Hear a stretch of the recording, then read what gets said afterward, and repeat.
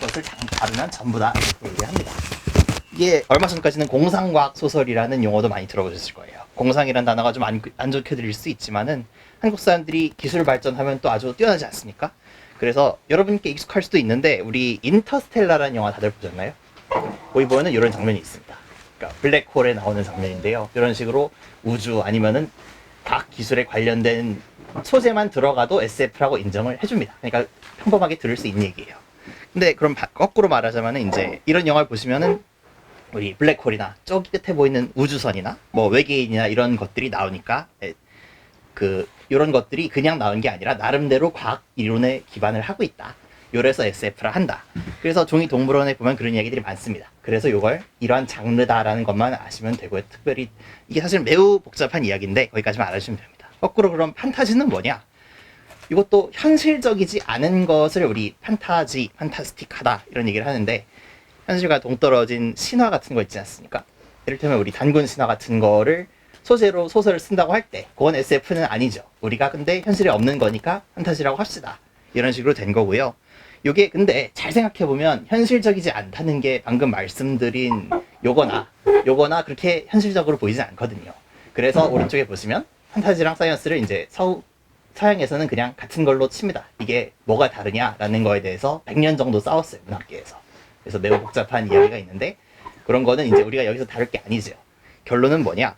제가 말하고 싶은 거는 뭐든지 재밌어야 된다는 얘기. 이야기가 재밌고 사람들이 어떤 이야기를 듣고 야 이거 정말 재밌는 책이다 라고 하면 방금 말씀드린 거 과학적 이론이 있느냐 없느냐의 구분을 그렇게까지 중요하게 여기지 않는다. 직접 글을 써봐도 그렇더라. 사람들은 재밌는 이야기를 원하더라 라는 이야기를 가볍게 봤습니다.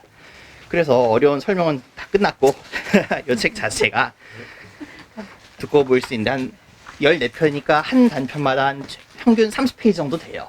그래서 그 중에 가장 중요한 얘기를 여기 제목에 나오는 종이동물원부터 잠깐 말씀을 드리겠습니다. 이게 정말 따뜻한 얘기로 시작을 하거든요. 이게 조금만 읽어보겠습니다. 이게 첫 문장이 나의 가장 오래된 기억은 울고 있는 내 모습에서 시작한다. 기억 속에 나는 엄마와 아빠가 아무리 달래도 울음을 그치지 않는다. 아빠는 달래기를 포기하고 방에서 나가버렸지만 엄마는 나를 부엌으로 가서 식탁 앞에 앉혔다. 이게 육아하시는 분들은 아시겠지만 아빠는 포기했는데 엄마들은 포기를 못하죠. 그 자식을. 그래서 아이를 달랜다고 종이접기한 동물들을 보여주는 거예요.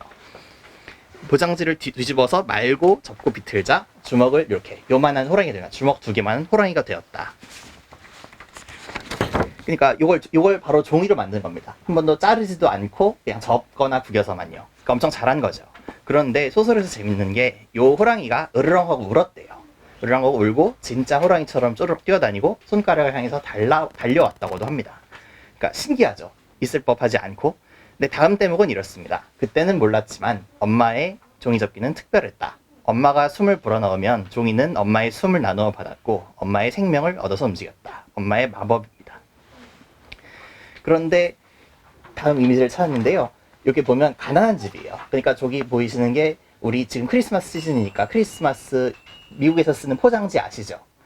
미국에서 쓰는 저희 카탈로그 전단지에 있는 포장지를 접어서 그걸로 장난감을 만들어준 겁니다. 근데 저게 살아 움직였다는 얘기고요. 이게 어떻게 된 거냐 하면 묘사를 보시면 엄마가 중국어로 아들을 달래줘요. 그러니까 부모님의 만남이 아빠는 미국 사람이고 엄마는 중국 사람입니다.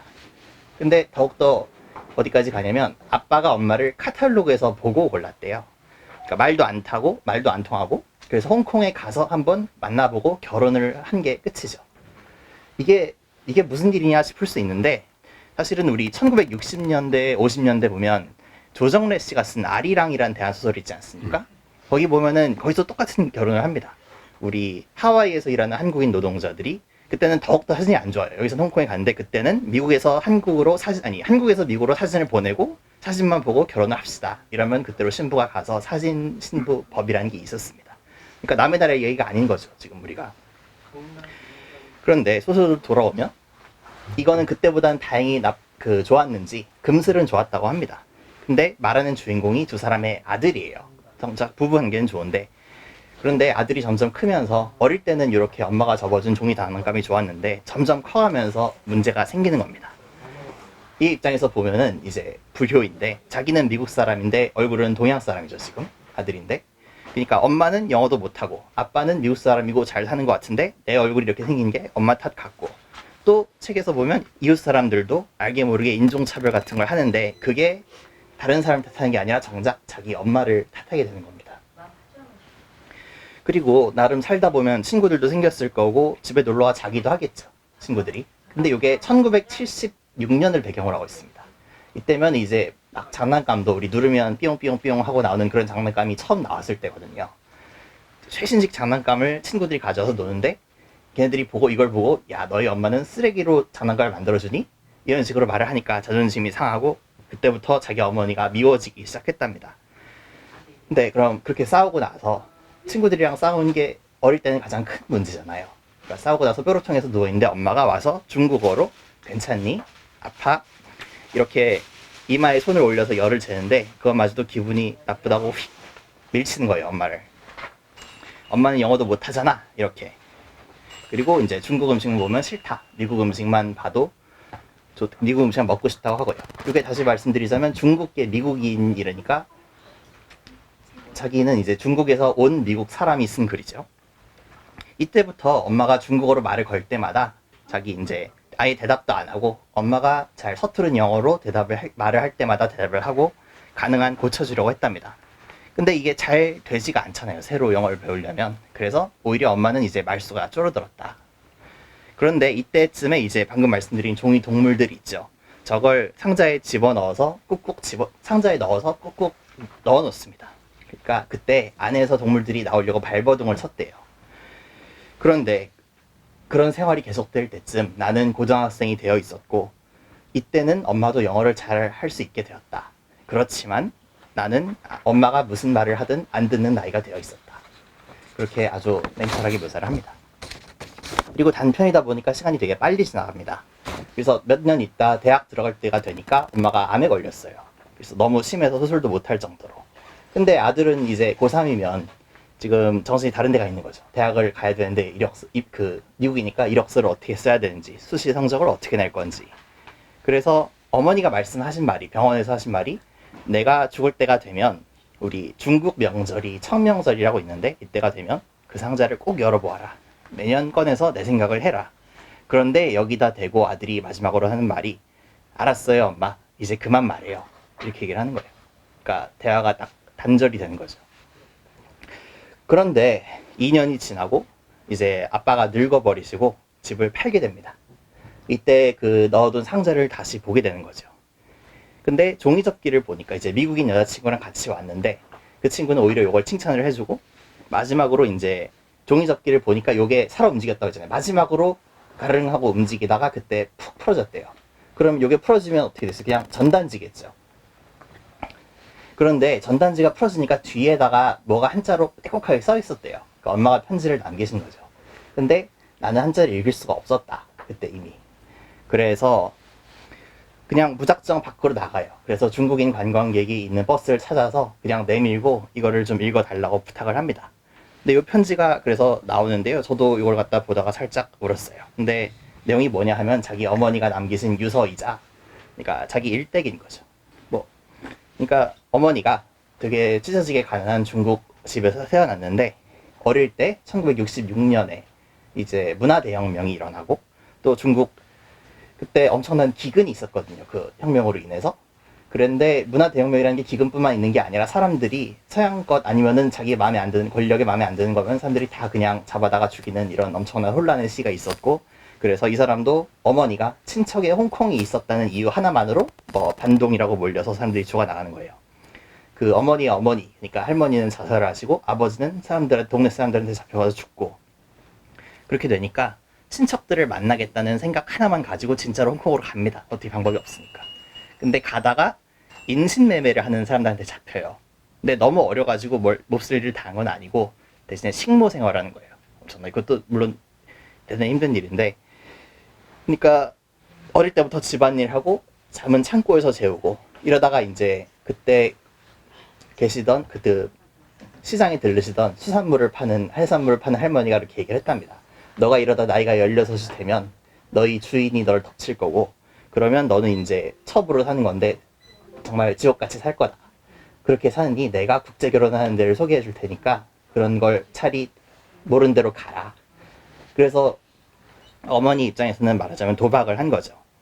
그런데 다행히 미국으로 왔는데 남편은 말이 안 통하지만 정말 잘 대해줬어요. 금슬이 좋았으니까. 그러니까 근데 정작 아들을 낳았는데 아들이랑 이제 소통이 안 되는 거예요. 이게 대단히 고통스러운 일이죠. 아들이 생긴 건데 아들을 볼 때마다 자기랑 얼굴이 닮았으니 자기는 고향 생각이 나고, 이게 표현이 되게 대단합니다. 이게 설마 자기가 머릿속에서 지어낸 일이 아닐까? 라고 생각을 했지만 아들을 보고 만질 때마다 그게 아니구나, 현실이구나 라고 생각해서 대단히 행복했다. 그런데 아들이 엄마한테 영어로 말을 하라고 할 때마다 마음이 찢어지더라. 그래서 이걸 이제 병원에서 쓴 건데, 아니면 이제 암에 걸려서 쓰신 건데,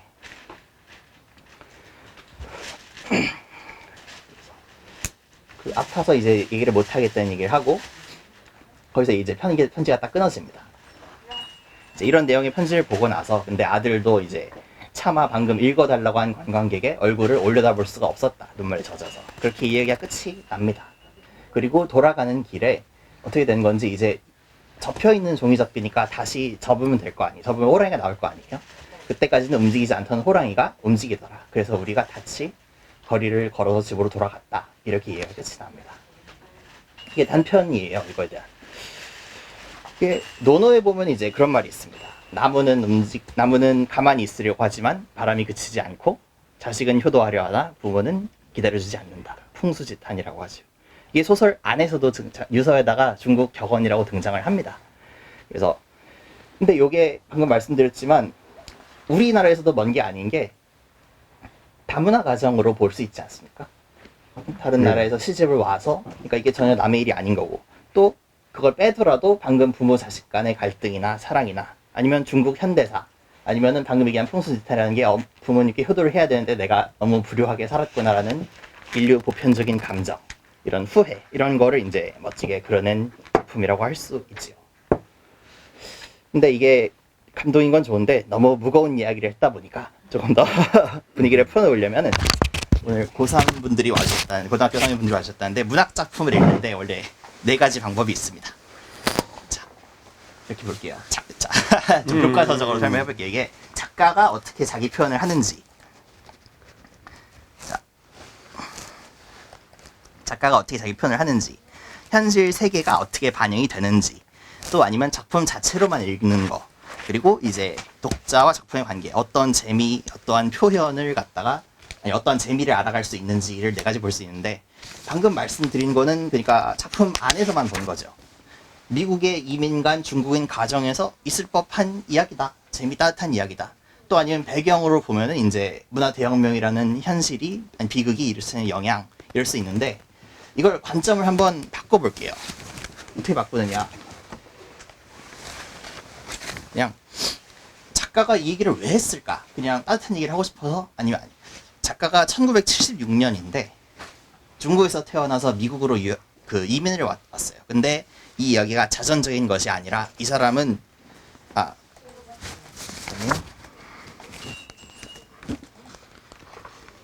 요 사람입니다. 작가가 요 사람인데, 이 사람이 변호사입니다. 변호사이자 프로그래머이자 유명한 대기업의 프로그래머이자 소설가예요. 근데 어머니가 중국 사람인데 어머니가 약학 박사입니다. 스탠포드 대학. 그리고 아버지도 역시 프로그래머입니다. 그러니까 어지간히 있는 집 사람인 거죠. 금수저라 볼 수도 있고. 그러니까 이건 자기가 아닌 거예요. 근데 왜 이런 이야기를 했느냐. 그래서 다른 걸 한번 열심히 찾아보니까 다른 인터뷰, 이게 SF 작가지 않습니까? 되게 유명한, 지금 전 세계에서 유명한 SF로 성공한 사람입니다. 이 사람이 인터뷰에서 말한 게 있어요. 미국에서 유색인종 작가의 글은 오로지 자전적 고백일 때에만 가치 있는 것으로 대접을 받는다. 그러니까 자기가 그런 분위기가, 그래서 그런 분위기에 거스르고 싶어서 중국 문화에 대한 거는 그냥 다 피하려고 조심을 했답니다. 원래는 SF란 건 원래 서양 미국에서 먼저 온 거니까요. 근데 그 결과가 어떻게 되냐, 마치 입을 막고서 노래를 부르는 것 같았고 몸을 묶고서 춤추려는 것과 같았다. 이렇게 표현을 합니다. 그러니까 이 작가는 대단히 고민을 많이 하고 쓴 거예요. 자기는 미국에서 성공을 했는데 SF라는 게 보통 말씀드린 우리 과학적인 거, 인데 이게 중국 전통이랑 어울리지가 않는 것 같더라. 정확히는 미국 사람들이, 보통 미국 사람들이 보는 편견이 중국계 미국인이라고 하면 우리 중국이라는 전통, 요게 보면 여기 서촌의 마을인데요. 우리가 한옥이 있지 않습니까? 근데 한옥 있고 뒤에 빌라가 있죠. 제가 이걸 전통이랑 현대를 갖다 같이 있는 사진이 뭐가 없을까 하다 고민했는데, 보통 사람들이 편견을 가지는 게 중국계 미국이면 중국이라는 전통, 우리는 한국이라고 할 수 있겠죠. 우리가 보통 전통하면 낡고 미개하고 옛날 것, 현대성은 좀 더 깨끗하고 위생적이고 새롭고 문명적인 것, 이렇게 생각을 하는 경향이 있었죠. 그런데 이 사이에서, 그러니까 중국계 미국인이면 그 사이에서 떠도는 사람일 것 같다라고, 그 안에서 막 고민하고 그런 사람일 것 같다라고 멋대로 생각을 해버린단 말이에요. 근데 작가가 생각하기엔 절대 그런 게 아니다. 우리 한 명의 개인은 다들 뿌리가 있지만 역사 안에서 이제 어떻게 살아가느냐가 이 사람을 보는 거고, 단순히 화합을 할 수도 있는 것이고, 어떻게 소설을 보는 것 따라, 어떻게 소설을 보는 방법은 그 등장인물이나 작가 아니면은 사람들, 보는 사람들의 마음속에 달려있다. 그런 이야기를 갖다가 하고 싶었답니다. 그래서 잠시만, 이렇게 단편 하나를 딱 살펴봤는데요. 요거는 방금 말씀드린 것처럼 정통 SF는 전혀 아니에요. 그냥 오히려 판타지. 그러니까 종이 호랑이가 살아 움직였다는 게 말이 안 되는 이야기죠. 그리고 과학기술에 대한 얘기도 없고. 그렇지만 문학으로 볼 때는 사이언스 픽션 문학에서 앞에 있는 그거보다 문학이 훨씬 더 중요하다. 작가가 보기에도 그렇고 제가 보기에도 그렇고. 그래서 그런 이야기를 하고